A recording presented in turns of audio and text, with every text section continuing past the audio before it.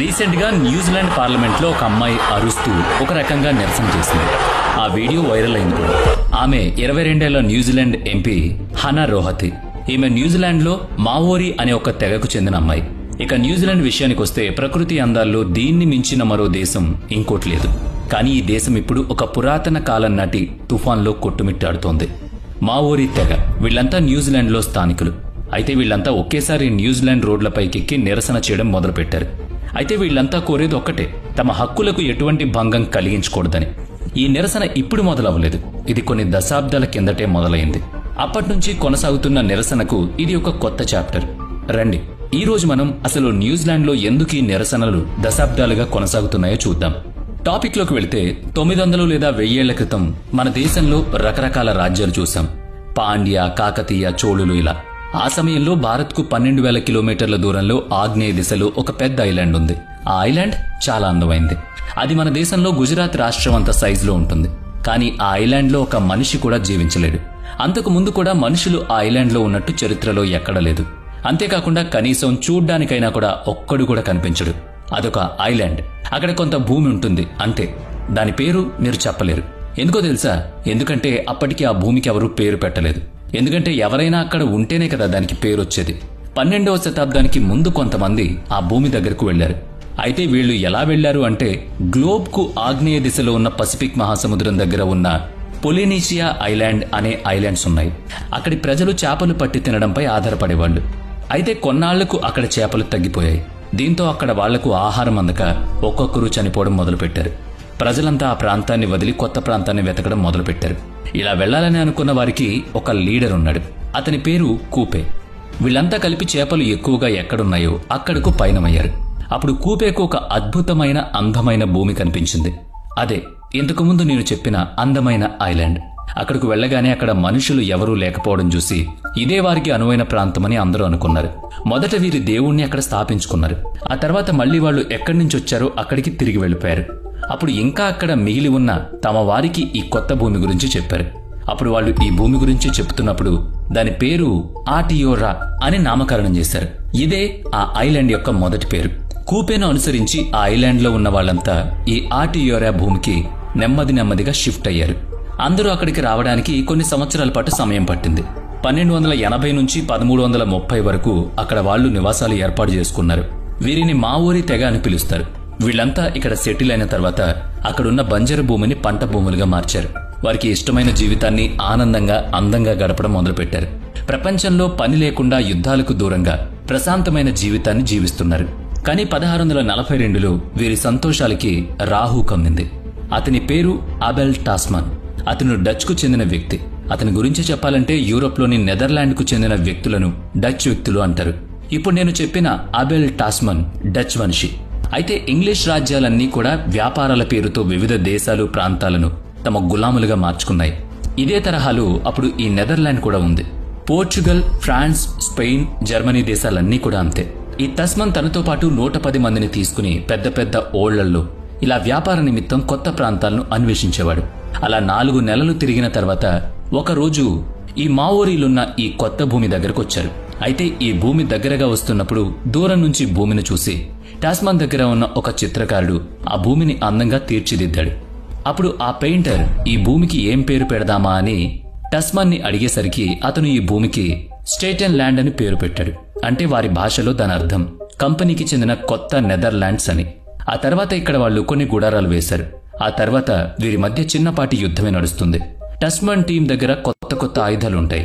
అలాగే మౌరీల దగ్గర బాణాలు, బళ్లాలు ఉంటాయి. ఇక్కడ జరిగిన చిన్నపాటి యుద్ధంలో ఎంతో మంది ప్రాణాలు కోల్పోయారు.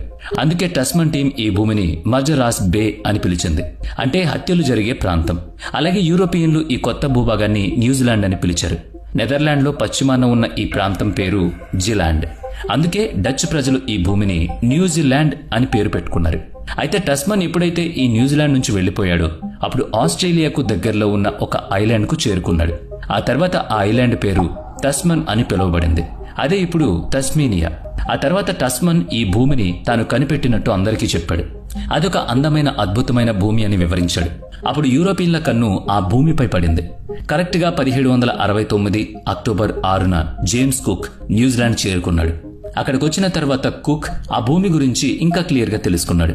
మౌర్యుల పతనం. అవును, ఈ పతనం ఎలా జరిగిందో ఇప్పుడు చెబుతాను వినండి.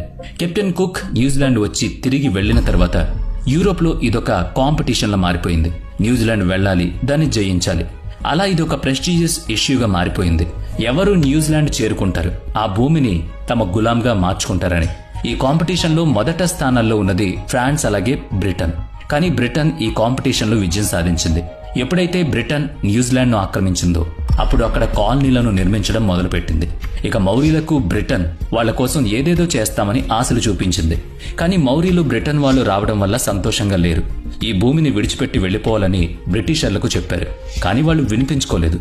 దీంతో ఇద్దరి మధ్య యుద్ధం జరిగింది. ఈ యుద్ధం 1 రోజు లేదో 2 రోజులు అనుకునేరు.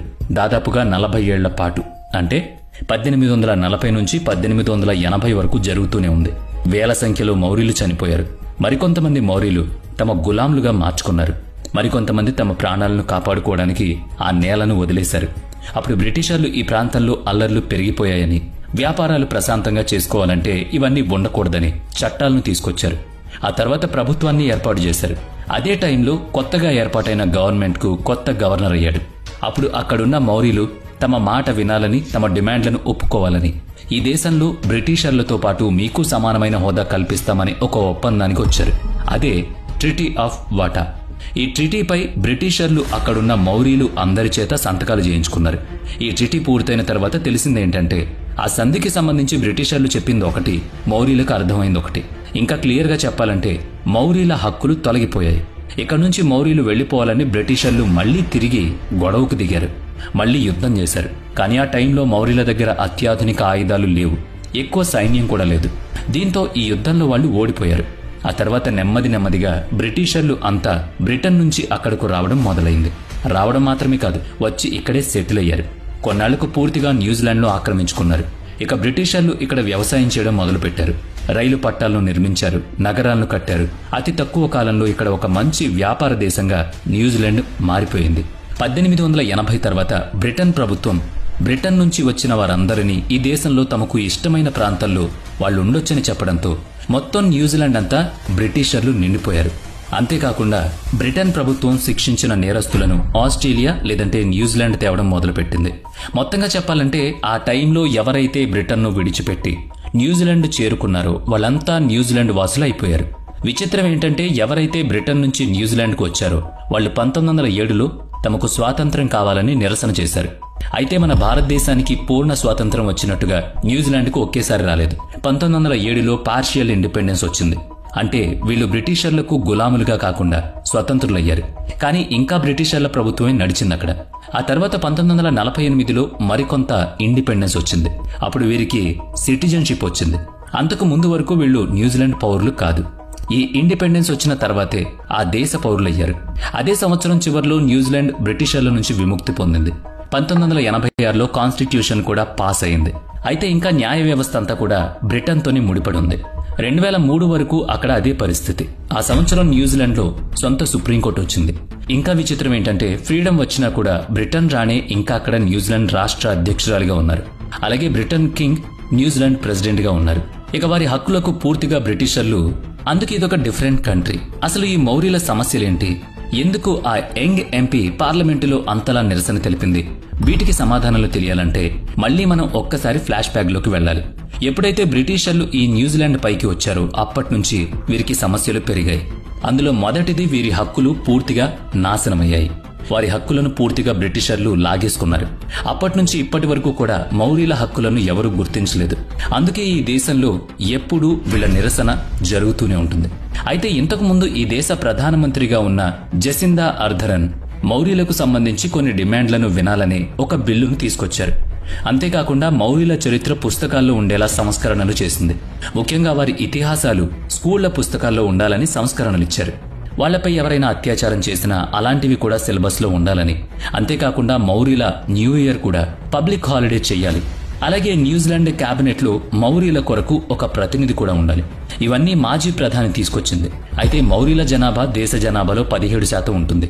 ఇంత తక్కువగా ఉంటుంది కాబట్టేనేమో ఆ దేశంలో ఎవరూ వీళ్ళని పట్టించుకోరు. అయితే కొన్నాళ్ల క్రితం మౌర్యులు చదువుకోవడం మొదలుపెట్టారు.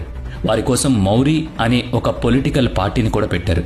ఒకసారి ఏం జరిగిందంటే, రావ్రీత్ అనే ఒక మౌరీ పార్టీకి చెందిన సభ్యుడు సభలో మాట్లాడుతున్నప్పుడు స్పీకర్ అతన్ని మాట్లాడకుండా కూర్చోమని చెప్పారు.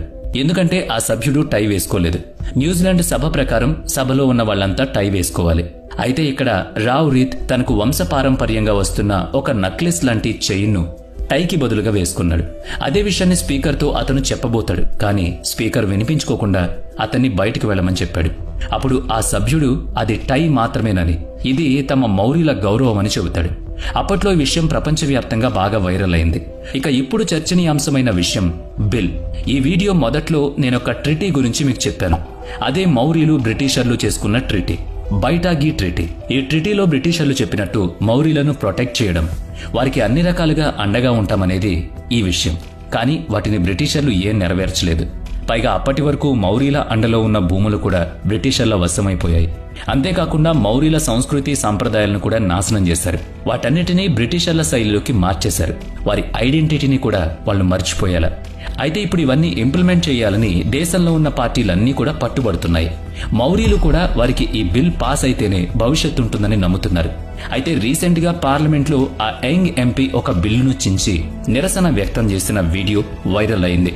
అయితే ఇక్కడ ఆమె చించిన బిల్లు పార్లమెంటులో గవర్నమెంట్ మౌర్యులకు సపోర్ట్ గా పెడుతున్నామని చెప్పి ఎటువంటివి లేకుండా ఒక సాధారణ బిల్లును ప్రవేశపెట్టింది.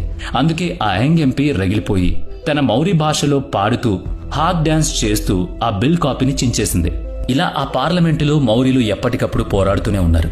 కానీ ఈ దిక్కుమాలిన బ్రిటిషర్స్ ప్రతి దేశాన్ని పీల్చి పిప్పి చేసి వాళ్ల హక్కులను, వాళ్ల భూములను, వాళ్ల స్వేచ్ఛను లాగేసుకుంటూ పైశాచిక